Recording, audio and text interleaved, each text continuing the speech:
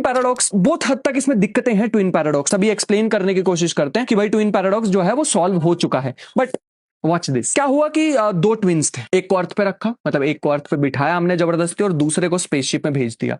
अब और धीरे धीरे उसकी स्पीड बढ़ती जा रही है, बढ़ती जा रही है, बढ़ती जा रही है, बढ़ती जा रही है, तेज हो रही है इसकी स्पीड। हमें पता है the faster you move through space the slower time run for you with respect to someone who is sitting at rest. मतलब साधारण भाषा में बोलना चाहूं तो अगर तुम एक स्पेसशिप में जा रहे हो और उस स्पेसशिप की speed near the speed of light है, और अर्थ पे जो तुम्हारा ट्विन बैठा ना उसने कैलकुलेट करके देखा कि अगर तुम इतनी स्पीड से जा रहे होंगे तो जैसे ही तुम एक पॉइंट पे जाके वापिस आने वाले हो तुम्हारे लिए सिर्फ 5 मिनट ही बीतेंगे। तुम्हारे लिए जो तुम स्पेसशिप में बैठ के अपनी घड़ी देख रहे हो that is the true time for you. तुम्हारे लिए एकदम नॉर्मल चल रहा है, लेकिन तुम्हारी घड़ी स्लो चल रही है with respect to someone sitting on earth. लेकिन जो अर्थ पे बैठा ना उसके लिए 50 साल शायद बीत जाएंगे और तुम्हारे लिए कुछ ही क्षण बीतने वाले हैं। लेकिन कैसे? उसके रिस्पेक्ट में सोचो जो स्पेसशिप में बैठा हुआ था। रिलेटिव है ना ये सारी की सारी चीजें। तो जो स्पेसशिप में बैठा हुआ है, जो चल रहा है, उसके लिए वो रेस्ट पे है, तुम चल रहे हो। जो अर्थ पे बैठे हो ना वो पीछे जा रहे हो और उसकी स्पेसशिप रुकी हुई है। एक बार सोच के देखो, मोशन इज रिलेटिव, तो तुम रुके हुए हो, इसका मतलब है